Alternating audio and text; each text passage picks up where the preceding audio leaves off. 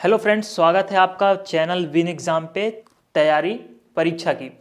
आज हम देखने वाले हैं पजल। डिफरेंट टाइप की पजल देखेंगे। एक पूरी सीरीज स्टार्ट होगी। आपको डिफरेंट टाइप की पजल्स अलग अलग वीडियोस में आपको देखने को मिलेंगी। पजल के लिए एक इम्पॉर्टेंट बात ये बता दूं कि होता क्या है कि जनरली लोग जब पजल पढ़ाते हैं तो उसको एक टाइप वाइज पढ़ाते हैं।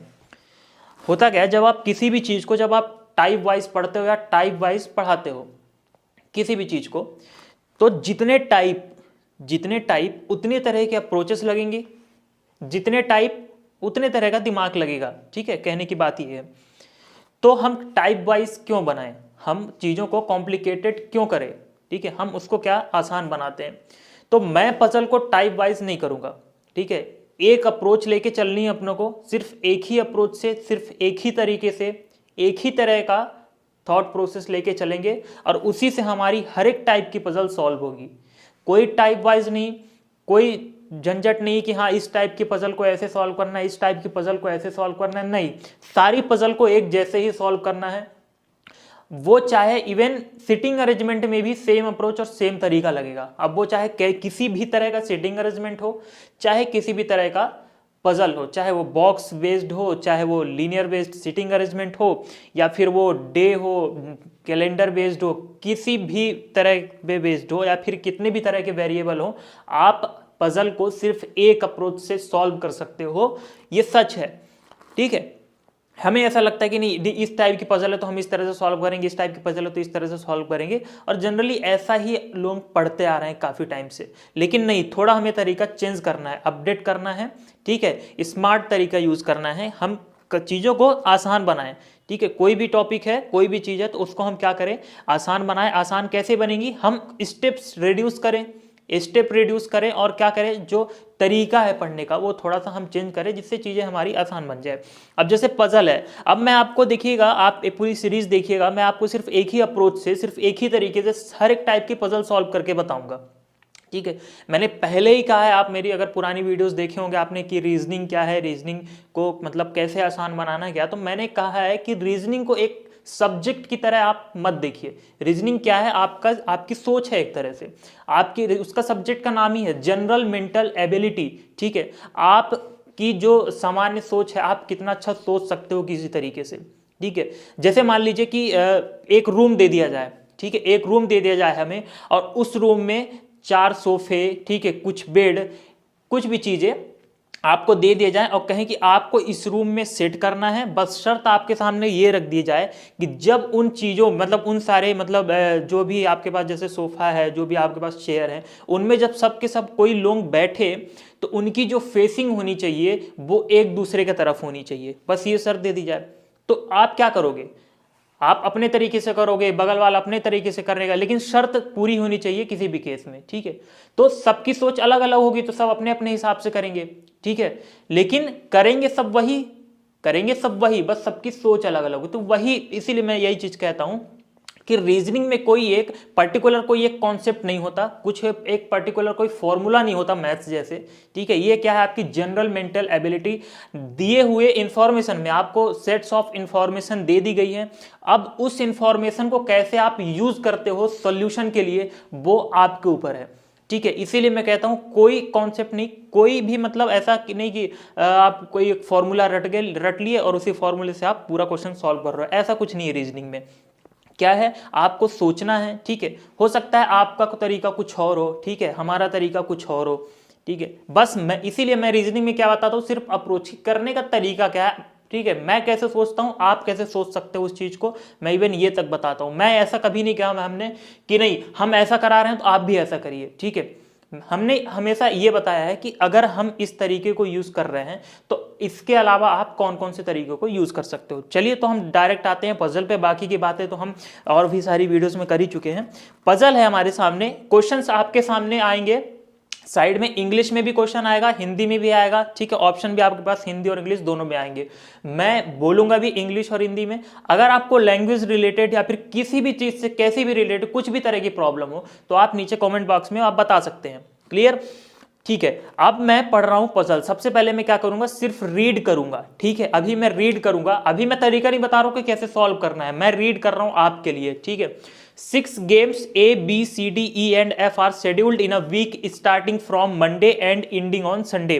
ठीक है, सोमवार से लेकर रविवार तक, ठीक है, हफ्ता खत्म हो रहा है और उसमें 6 तरह की गेम्स चल रही हैं, 6 तरह के खेल चल रहे हैं। खेल का नाम है A, B, C, D, E, F। Hindi में भी क्वेश्चंस लिखा हुआ है, आप पढ़ सकते हैं। आप लोग खुद रीड करिए, इंग्लिश वाले इंग्लिश से, हिंदी वाले हिंदी से क्वेश्चंस को एक बार पूरा रीड करिए, ठीक है। फिर लिखा हुआ है 1 day in the week is off. ठीक है, हफ्ते में एक दिन जो है ऑफ था। ठीक है, तभी तो देखिए मंडे से कहा गया संडे, मंडे से संडे 7 दिन, लेकिन गेम कितने 6 ही थे, मतलब एक दिन तो ऑफ होना ही है। तो अब देखिए, अब स्मार्ट तरीका ये होना चाहिए हमारा कि ये जो सेंटेंस था 1 day in the week off day, ठीक है, इस सेंटेंस को हम ना पढ़ें। ठीक है, इस सेंटेंस को हम ना पढ़ें। आखिर हम पढ़ने में 2 सेकेंड ही लगा, लेकिन टाइम तो लगा ना, है ना। ऐसे अगर सोचिए 10 सेंटेंस अगर हम पढ़ लें तो हम 20 सेकेंड हमारा बर्बाद। तो ऐसे सेंटेंस से हमें बचना है जो इररिलेवेंट हो, जो हमें मतलब जो ऑलरेडी अंडरस्टूड हो। हमें पता है 6 गेम है, हफ्ते में 7 दिन होते हैं, जाहिर सी बात है कि एक दिन तो ऑफ हो रहा होगा, तभी 6 गेम है। क्लियर? तो ये चीज हमें जो है प्रैक्टिस से आएगी ये सारी चीजें। ठीक है, तो ये चीज बस मैं पॉइंट आउट कर रहा हूं कि ध्यान दिया करिएगा आप। अब मैं बताने जा रहा हूं तरीका कि कैसे पजल को या सिटिंग अरेंजमेंट को कैसे सॉल्व करते हैं। होता क्या है, सिटिंग अरेंजमेंट और पजल में आपको सेट्स ऑफ इंफॉर्मेशन दी जाती है। एक्चुअली में इंफॉर्मेशन नहीं होती, वो डायरेक्ट कुछ स्टेटमेंट होते हैं जिससे डायरेक्ट इंफॉर्मेशन निकल के आती है। कुछ ज्यादातर स्टेटमेंट होते हैं जो हमें सिर्फ हिंट देते हैं। क्या देते हैं हमें?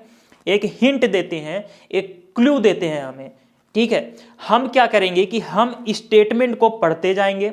ठीक है, हर एक स्टेटमेंट से जो भी क्लू या जो भी हिंट निकल के आया करेगा, हम उसे कहीं पे भी साइड में नोट करते हुए जाएंगे। क्लू या हिंट को नोट कैसे करना है वो भी मैं बताऊंगा, उसका भी एक तरीका होता है। क्योंकि हमें ये कोशिश करनी है कि हम कम से कम पेन चलाएं तो हमारा टाइम ज्यादा से ज्यादा बचेगा। क्लियर? तो उसको भी, क्लू या हिंट को भी नोट करने का एक तरीका है। अब देखिए, अभी हम स्टेटमेंट को पढ़ेंगे। क्लियर? हम स्टेटमेंट को पढ़ेंगे और बारी बारी से हम क्लू नोट करेंगे हर एक स्टेटमेंट से जो भी निकल के आ रहा होगा। क्लियर? अब देखिए, मैं कह रहा हूं कि एक सप्ताह जो कि सोमवार से प्रारंभ होकर रविवार को समाप्त होता है, ये भी एक क्लू है, ये भी एक हिंट है। ठीक है, एक सप्ताह है जो कि सोमवार से स्टार्ट होके कहां खत्म हो रहा है? संडे को, मतलब सोमवार से स्टार्ट होके कहां खत्म हो रहा है? रविवार को। ये हमने क्लू के रूप में देखिए शॉर्ट फॉर्म में नोट कर लिया। ठीक है, हमने सोमवार पूरा नहीं लिखा, हमने रविवार पूरा नहीं लिखा। आप इवन मंडे और संडे में भी समझ पा रहे हो, तो यार सोमवार और रविवार हिंदी से लिखने की जरूरत नहीं। मैं तो इसलिए बता रहा हूं कि हिंदी और इंग्लिश दोनों स्टूडेंट्स देख रहे हैं। ठीक है, अब देखिए, इसके बाद लिखा हुआ है कि उनमें 6 गेम ए से लेकर एफ को रखा गया है। ठीक है, 6 गेम ए से लेकर एफ को रखा। अब आपको A B C D E पूरा लिखने की जरूरत नहीं, ए से एफ कर लीजिए, क्योंकि देखिए एफ कौन से नंबर पे आता है? 6 नंबर पे। तो ए से एफ आपने रख लिया कि हाँ ये क्या है? ये है गेम। ये क्या है? गेम। ठीक है, ये क्या थे? गेम। अगला स्टेटमेंट में पढ़ रहा हूं, अगले में कह रहा है कि सप्ताह में एक दिन छुट्टी है पर सोमवार को नहीं है। ठीक है, हफ्ते में एक दिन छुट्टी है, ये तो अंडरस्टूड है, तो ये लिखने की जरूरत नहीं है। हाँ, ये जरूर आप लिख लो हिंट के रूप में कि छुट्टी मंडे को नहीं है। ठीक है, तो आप मंडे लिखोगे और मंडे के आगे क्रॉस लगा दोगे कि मंडे को छुट्टी नहीं है। क्लियर? ऐसा ये मेरे, आप कुछ भी हिंट आप कैसे भी नोट कर सकते हो। ठीक है, मैंने ऐसा नोट किया है। ठीक है, आप भी बोलूंगा कि आप भी ऐसा ही नोट करिए। ज्यादा आपको और अच्छे से क्लियर करना है हिंट, कहीं बाद में आपको भूल ना जाए, तो आप ठीक है ऐसे लिख लो, लीव लिख लो। ठीक है, यहाँ पे लीव लिखो या छुट्टी लिख लो, तो आपको पता चल जाएगा कि हाँ मंडे को छुट्टी नहीं है। फिर कह रहा है कि मंगलवार या शनिवार को नहीं है। A is not on Tuesday and Saturday. ठीक है, ए जो था वो ना ही मंगलवार को है ना ही शनिवार को है। तो आपने लिखा ए और एरो लगा के क्या लिख दिया आपने? मंडे, और एस से मतलब क्या होगा? ये सैटरडे आपने लिख दिया, और ये लगा दिया आपने क्रॉस। ठीक है, मैं जहां जहां भी क्रॉस लगा रहा हूं मतलब वो चीज नहीं होगी। ठीक है, जैसे मैंने मंडे लीव क्रॉस लगा दिया, मतलब मंडे को छुट्टी नहीं होगी। मैंने सॉरी लीव लिख दिया यहाँ पे मैं लिख देता हूं ऑफ। ठीक है, ऑफ। ए मंडे और सैटरडे को नहीं होगा, क्रॉस लगा दिया मतलब नहीं होगा। ठीक है, आगे मैं पढ़ रहा हूं, लिखा हुआ है बी सी के तुरंत बाद में है। बी सी के तुरंत बाद में है, इसको लिखने के लिए मैं, अब आप बी सी के तुरंत बाद या तो आप ऐसे लिख लो ठीक है, या तो आप ऐसे भी लिख सकते हो कि बी सी के तुरंत बाद है, कैसे भी लिखो, मैं बस बता रहा हूं कि अल्टरनेट क्या क्या हो सकता है, आपको जैसे लिखना हो वैसे लिखो। ठीक है, बी सी के तुरंत बाद है, ठीक है, ये लिख लिया मैंने। डी शुक्रवार को नहीं है, तो जैसे हमने एम इसके लिए नोट किया था कि डी शुक्रवार को नहीं है, ठीक, इसको हम कैसे नोट करेंगे, डी शुक्रवार को नहीं है, तो डी शुक्रवार मतलब फ्राइडे को नहीं है। जैसे हमने देखी इसके लिए नोट किया था ना, ए मंडे या सैटरडे को नहीं है, डी फ्राइडे को नहीं है। फिर लिखा हुआ है एवं डी और ई के बीच में एक दिन का अंतराल है। ठीक है, there is one day gap, किसके बीच में एक दिन का गैप है, डी और ई के बीच में एक दिन का गैप आ रहा है। तो देखिए डी और ई के बीच में, ठीक है, एक दिन का गैप। आपको और अच्छे से क्लियर करना हो तो यहाँ पे सर्कल कर दीजिए। ठीक है, मतलब ये क्या है, ब्लैंक, मतलब ठीक है, क्या है ये, है ना, खाली जगह है यहाँ, मतलब डी और ई के बीच में एक जगह आ रही है। अब ये देखिए डी ई ऐसे, अब देखिए डी को मैंने पहले लिख दिया, हो सकता है कि पहले ई आया हो, ठीक है, फिर ई आया हो, फिर डी आया हो, ऐसा भी तो हो सकता है। ठीक है, तो ये दोनों चीजें हो सकती हैं, क्योंकि कौन पहले आया कौन बाद में ऐसा अभी क्लियर नहीं है, तो हम दोनों चीजें मान के चलेंगे क्लू के तौर पर, हिंट के तौर पे। फिर लिखा हुआ है एफ से सॉरी, फिर लिखा हुआ है एफ से एक दिन पहले कोई गेम नहीं है। कह रहे कि एफ जिस दिन खेला गया है उसके एक दिन पहले, वन डे प्रियोर, ठीक है, कोई भी गेम नहीं खेला गया है। तो एफ की एक दिन पहले कोई भी गेम नहीं खेला गया है, तो इसको आप कैसे लिखोगे, no game, no game before F. ठीक है, वन डे लिख लो। ठीक है, no game one day before F, मतलब एफ के एक दिन पहले। अब इसको और शॉर्ट फॉर्म में, अब मैं लिख करने को तो शॉर्ट फॉर्म में कर दूं, अब यही ना कहा कि अपनी अपनी समझ है। अब जैसे मैं ऐसे कर दूं कि एफ के एक दिन पहले कोई गेम नहीं खेला गया, ये देखिए एफ के एक दिन पहले मैंने क्या लगा दिया, क्रॉस लगा दिया। तो आप ऐसे भी नोट कर सकते हो। तो ये क्या है, अपनी अपनी समझ है, आप कैसे नोट कर पा रहे हो, वो प्रैक्टिस से धीरे धीरे आप खुद शॉर्ट करने लग जाओगे क्लू और हिंट को। अब देखिए कह रहा है कि बृहस्पतिवार को छुट्टी नहीं है, मतलब थर्सडे को ऑफ नहीं है। तो थर्सडे को ऑफ नहीं है, जैसे देखिए मैंने यहाँ पे लिखा था ना मंडे के लिए कि मंडे को ऑफ नहीं है, तो क्यों ना आप मंडे के बगल में ही ये वाला भी क्लू नोट कर लो, या फिर आप मंडे के साथ ही क्या लिख दो, थर्सडे। ठीक है, आप मंडे के साथ ही क्या लिख दो, थर्सडे। ठीक है, इसी के साथ ये वाला भी क्लू नोट हो गया। ठीक है, तो क्या है, एक ही तरह के क्लू एक जगह पे रखोगे ना आप तो ज्यादा आसान रहेगा। ठीक है, जब आप पजल बनाओगे तो। अब जैसे ये वाला जो क्लू था, अब ये वाला क्लू इसके साथ आप रख सकते थे। क्लियर, तो ऐसा है। तो ये तो हो गए हमारे क्या, ये हमने क्वेश्चंस पढ़ा। क्लियर, अप्रोच आपके समझ में आई। सबसे पहली अप्रोच क्या है, सबसे पहली अप्रोच हमने क्वेश्चन पढ़ा, हम क्वेश्चन पढ़ते गए, क्वेश्चन में जो जो स्टेटमेंट लिखा था हर एक स्टेटमेंट से कुछ ना कुछ क्लू निकल के आ रहा था, कुछ ना कुछ हिंट निकल के आ रहा था। वो क्लू और हिंट हमने क्या किया, नोट कर लिया। अब हम क्या करेंगे, अब हमें क्वेश्चन पढ़ने की जरूरत नहीं है। ठीक है, क्योंकि पजल के या सिटिंग अरेंजमेंट के क्वेश्चंस होते हैं काफी बड़े, इतने बड़े भी नहीं, इतने बड़े, काफी बड़े होते हैं, तो उसको हम बार बार पढ़ के टाइम तो नहीं अपना वेस्ट करेंगे। तो इसीलिए हम ये सारी चीजें नोट कर लिए। क्वेश्चन एक ही बार हम पढ़े और एक ही बार पढ़ते पढ़ते पढ़ते हमने क्या किया, सारे क्लू और हिंट को हमने नोट कर लिया, जिससे हमें क्वेश्चंस पे दोबारा जाने की जरूरत ही ना पड़े। क्लियर, हमने एक भी चीज नहीं छोड़ी है क्वेश्चन के जिससे हमें क्वेश्चन पे दोबारा जाना पड़े। ठीक है, तो हमारा टाइम बचा। ठीक है, यहाँ पे हमारा टाइम सेव हुआ ना, और यही हमारा विन एग्जाम का हमारा यही मेन टारगेट रहता है कि हमें समय सबसे मतलब कम से कम समय हमें खर्च करना है। चाहे वो उसके लिए हमें फिर पेन क्यों ना कम चलाना पड़े, चाहे उसके लिए हमें चीजों को शॉर्ट फॉर्म में क्यों ना लिखना पड़े, हमें सिर्फ मतलब है समय कम दें हम। ठीक है, अब देखिए सारी चीजें नोट हो गई। अब होगा क्या कि अब हमें बनाना है पजल। ठीक है, पजल मतलब पजल सॉल्व करनी है हमें ये चीज दिखानी है कि हाँ मंडे से लेकर संडे तक कोई दिन थे, उस दिन में एक दिन ऑफ था और अलग अलग दिन मतलब बाकी के जो बचे हुए 6 दिन थे उनमें अलग अलग 6 दिन में अलग अलग गेम खेले गए। ये चीज हमें दिखानी है, ये चीज हम बाकी अपने जो खाली जगह है वहां पे बनाएंगे, देखिएगा कैसे बनाते हैं। रही बात क्वेश्चंस की, तो क्वेश्चंस भी आपके सामने आएंगे। ठीक है, अब एक बार आपके सीटिंग अरेंजमेंट आप तैयार कर लो या फिर आप पजल तैयार कर लो, आप बस फाइनल आप अपना वो मतलब आप अपना फाइनल अरेंजमेंट बना लो।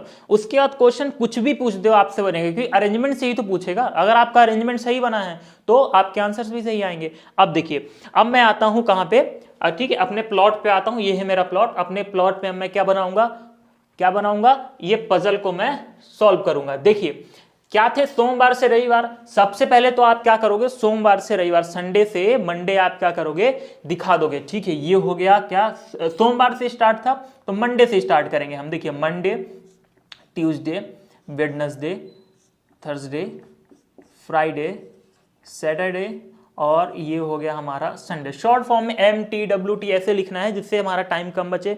ठीक है, हिंदी से अगर आप लिखते हो तो आप लिख सकते हो सोमवार, बुधवार, गुरुवार, शुक्रवार, शनिवार, रविवार, सॉरी सोमवार, मंगलवार, बुधवार, गुरुवार, शुक्रवार, शनिवार, रविवार, ऐसे भी लिख सकते हो आप हिंदी से।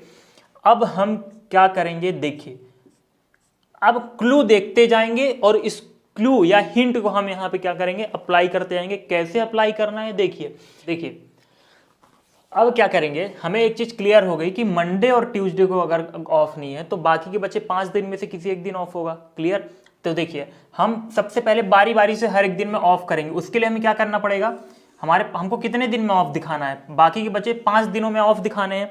तो बाकी के बचे 5 दिनों में अगर हमें ऑफ दिखाने हैं तो बारी बारी से दिखाएंगे। पहले हम दिखा देते हैं कि मान लो इसमें ऑफ है, ठीक है, ट्यूसडे को ऑफ है, ठीक है। फिर हम दिखा देते हैं कि चलो वेडनेसडे को ऑफ होगा, ठीक है। फिर हम दिखा देते हैं, इस दिन तो है ही नहीं, ठीक है। फिर हम दिखा देते हैं कि चलो फ्राइडे को ऑफ होगा। फिर हम एक बार दिखाएंगे क्या, कि चलो हो सकता है कि सैटरडे को ऑफ हो, ठीक है। फिर हम दिखा सकते हैं कि चलो हो सकता है कि संडे को ऑफ हो, ठीक है। ये चीज दिखा दी, हमारे पास 5 पॉसिबिलिटीज बन गई। अब बड़े आराम से बड़े फ्लो में चीजें होंगी। देखिए जब चीजें जब क्लियर ना हो रही हो ना तो पॉसिबिलिटीज बनती है। हम मान के चलते कि हाँ ये भी हो सकता है, ये भी हो सकता है, ये भी हो सकता है। जितनी भी पॉसिबल चीजें हों वो सारी पॉसिबिलिटी जो है हम बना के चलेंगे, क्योंकि कुछ भी चीजें सही हो सकती हैं। क्योंकि यहाँ पे ऐसा कोई सा भी क्लू नहीं है जिससे एक डेफिनेट चीज क्लियर हो, मतलब चीज मतलब परफेक्ट डिफाइन हो रही हो कि हाँ ऐसा होगा ही होगा। क्लियर। अब देखिए, अब एक चीज आप यहां पे देख रहे होंगे, ऑब्जर्व अच्छे से करना है आपको, हिंट कनेक्ट करते हुए चलना है, ठीक है। क्या आपको क्लू, एक क्लू आपने नोट किया, ठीक है, उसके बाद जब आप दूसरा क्लू उठाएंगे यहां से तो वो ऐसा क्लू होना चाहिए जो पहले वाले क्लू से कनेक्ट हो रहा हो। अब पहला वाला क्लू हमने क्या उठाया, ऑफ वाला क्लू उठाया, ऑफ की बात चल रही है अभी, किस दिन ऑफ होगा। तो देखिए ऑफ की बात की गई है एक जगह, देखिए आप यहां पे अगर देखेंगे तो कहा गया है कि एफ के एक दिन कोई भी गेम नहीं खेला गया है। इसका दूसरा मतलब क्या हुआ, दूसरा मीनिंग इसका क्या हुआ कि एफ के एक दिन पहले ऑफ रहा होगा, ऑफ रहा होगा तभी गेम नहीं खेला हुआ। तो देखिए अगर एफ के एक दिन पहले ऑफ था, यानी एफ के एक दिन पहले कोई गेम नहीं खेला गया है, तो मतलब एफ यहां आएगा इस वाले केस में। क्लियर, इस वाले केस में एफ यहां आएगा, इस वाले केस में एफ यहां आएगा, इस वाले केस में एफ यहां आएगा। अब बताइए इस वाले केस में एफ नीचे आ सकता है क्योंकि दिन ही खत्म हो गया अब, तो एफ तो यहां पे तो नहीं आ सकता एफ। क्लियर, तो ये वाली पॉसिबिलिटी हमारी गलत हो गई कि नहीं गलत हो गई, गलत हो गई।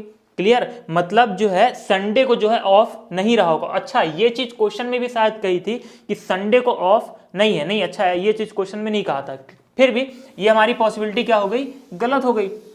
अब हमारा काम थोड़ा और हल्का हो गया। अब मैंने क्या किया, कनेक्ट करते हुए चलेंगे, चीजों को कनेक्ट करते हुए चलेंगे। ऑफ की बात हो गई, एफ की बात हो गई। अब जो जो क्लू आप नोट करते जाओ ना वो क्लू में आपको या टिक मार कर दो, सर्कल कर दो, कुछ भी कर दो जिससे आपको पता चल जाए कि हाँ ये वाला क्लू हमने यूज कर लिया है। तो जैसे आपने देखिए ये वाले क्लू यूज कर लिए कि मंडे और थर्सडे को जो है ऑफ नहीं होगा, ये वाला क्लू आपने क्या कर लिया, नोट डाउन कर लिया, ठीक है। फिर आपने ये वाला भी यूज कर लिया क्लू, ठीक है। अब आपको अगला क्लू यूज करना है। यहां पे इसने कहा था कि बी जो है सी के जस्ट बाद है, ठीक है, ऐसा था। देखिए अब हम क्या कर रहे हैं, ये वाला क्लू यूज करेंगे। ये इसमें लिखा हुआ है कि ए जो है ना ही मंडे को आएगा ना ही सैटरडे को आएगा, ठीक है। अब हम आते हैं अलग अलग पॉसिबिलिटी, ए ना ही मंडे को आएगा ना ही सैटरडे को आएगा। इस वाले पॉसिबिलिटी में अगर ए ना तो मंडे को आएगा ना सैटरडे को आएगा तो कौन कौन से दिन आ सकता है, इस दिन और इस दिन तो नहीं आ सकता, ये जगह भर गई है, ठीक है। ए इस जगह आ सकता है, ठीक है, ए यहां पे भी आ सकता है, और ए सैटरडे को तो नहीं आ सकता, तो ए संडे को आ सकता है। 3 जगह आ सकता है, ए की पॉसिबिलिटी है। क्लियर, यहां पे कहां कहां ए आ सकता है, ए यहां आ सकता है, ठीक है, सैटरडे को नहीं आएगा, ए यहां आ सकता है और ए यहां आ सकता है। इस वाले केस में ए यहां आ सकता है, सैटरडे को तो नहीं आएगा, ठीक है। यहां तो ये जगह भरी हुई है, ठीक है। ए कहां आ सकता है, ए यहां आ सकता है, यहां भी आ सकता है और यहां भी आ सकता है। क्लियर, ठीक है। तो इतनी जगह ए, सॉरी मंडे को तो ए आएगा नहीं तो यहां नहीं आ सकता, ठीक है, यहां भी नहीं आ सकता, ये चीज क्लियर हो गई, ठीक है। ये पॉसिबिलिटी बन गई। इस जगह पे देखा जाए, इसको ऐसा कर लेते हैं,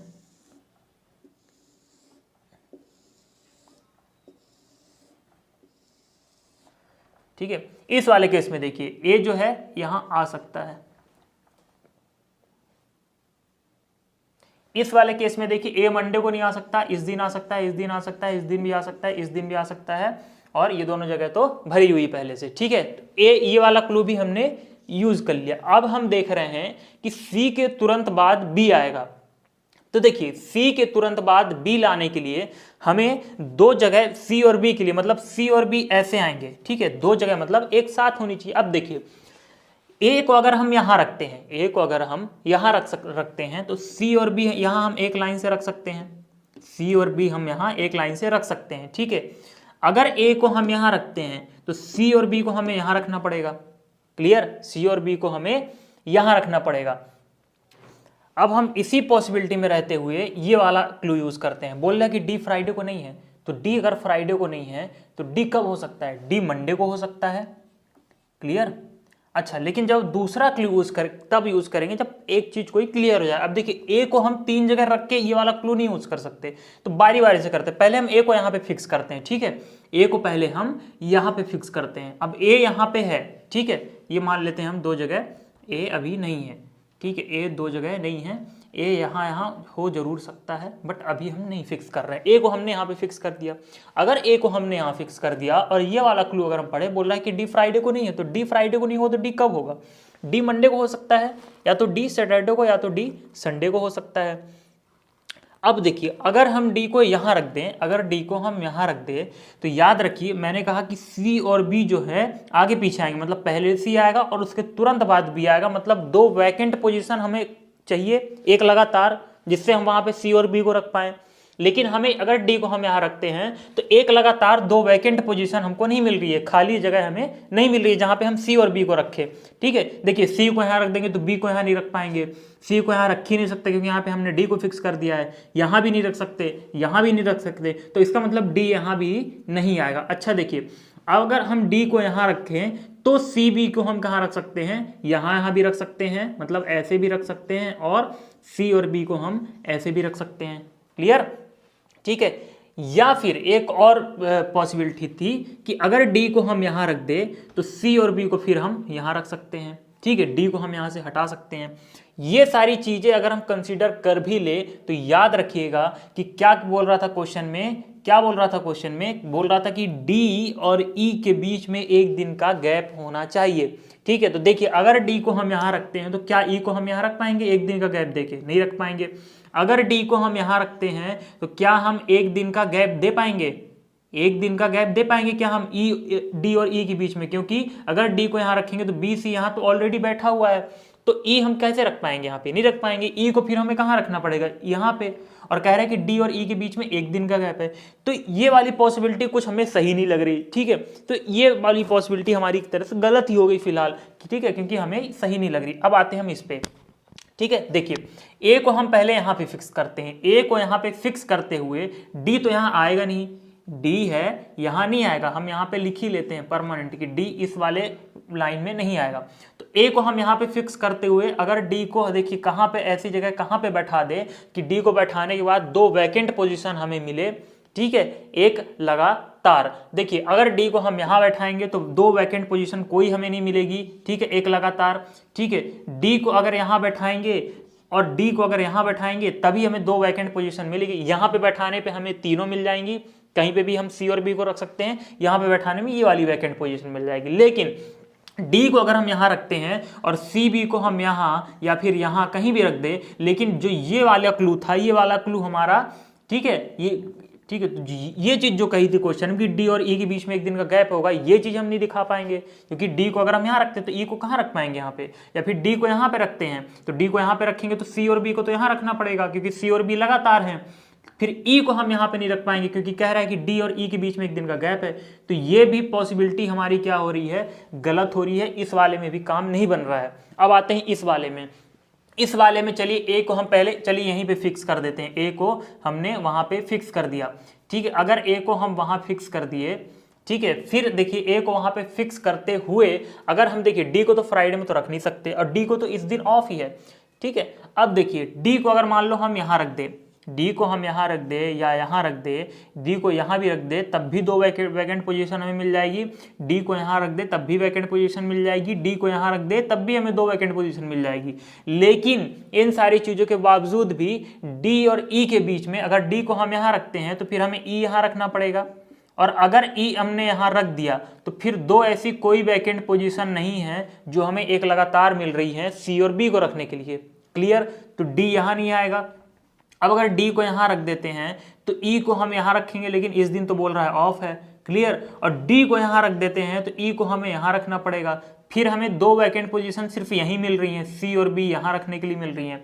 चलिए यहाँ हम रख दिए, ठीक है, यहाँ हम रख दिए सी और बी को एक लगातार। लेकिन अब क्वेश्चन में क्या कह रहा था, ठीक है, इतनी चीज तो बन गई, ठीक है, क्यों कैसे बन गई, ए को हमने यहाँ फिक्स किया, लेकिन अभी एक खाली जगह बन रही है, यहाँ हमें किसको रखना पड़ेगा, यहाँ हमें रखना पड़ेगा किसको, ए बी सी, ठीक है, डी ई एफ को रखना पड़ेगा। अच्छा, लेकिन क्वेश्चन में कह रहा था कि एफ कहाँ आएगा, एफ आएगा एक छुट्टी के एक दिन पहले, ठीक है, तो एफ तो यहाँ रहना ही चाहिए, एफ तो फिक्स होना चाहिए। तो ये वाली भी जो है हमारी जो है पॉसिबिलिटी जो है कुछ काम कर सी नहीं रही है। अच्छा, ए को हमने तो यहाँ फिक्स किया था, चलिए मान लीजिए मैंने ए को यहाँ पे रख दिया, ठीक है, ए को अगर हमने यहाँ पे रख दिया तब भी बात नहीं बनेगी, क्योंकि अगर डी को हम यहाँ रखते हैं तो ई को हमें यहाँ रखना पड़ेगा। क्लियर?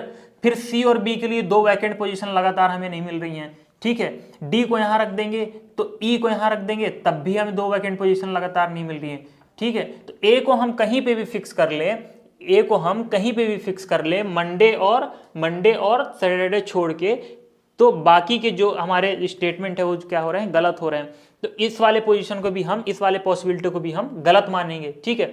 अब देखिए, अब हम इस वाले बची कौन सी पॉसिबिलिटी, ये वाली, तो इसका मतलब 100% चांस है या 99% चांस है कि ये वाली पॉसिबिलिटी हमारी सही हो जाए। आपने क्वेश्चन में अगर ध्यान दिया होगा तो आपने देखा होगा कि यहाँ पे ए जो है, ए के लिए जो क्लू दिया हुआ था वो ये दिया हुआ था कि ए जो है ट्यूसडे और सैटरडे को नहीं है, ठीक है। ए अगर ट्यूसडे और सैटरडे को नहीं है तो फिर ये पॉसिबिलिटी हमारी, मतलब ए को हम यहाँ फिक्स नहीं कर पाएंगे, ठीक है। ए को अब हम कहाँ फिक्स करेंगे, किसी और जगह फिक्स करते हैं, ठीक है।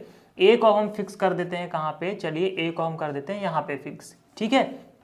यहाँ पे डी नहीं आएगा, ए को हम यहाँ फिक्स कर देते हैं, ठीक है। उसके लिए सॉरी, अगर यहाँ पे जो क्लू था वो हमने गलत नोट कर लिया था। अब देखिए, सी और बी के लिए वैकेंट पोजीशन ये भी और ये भी, ठीक है। लेकिन अगर सी और बी को हम यहाँ रख देते हैं तो डी को यहाँ रखना पड़ेगा, फिर ई को रखने के लिए दिक्कत हो जाएगी, इसलिए हम सी और बी को यहाँ रखेंगे, डी को हम यहाँ रख दिए, डी को हम यहाँ रख दिए, और फिर इस केस में क्या हो जाएगा, इस केस में क्या हो जाएगा, ई को हम जो है यहाँ पे नहीं रख पाएंगे और यहाँ पे भी नहीं रख पाएंगे।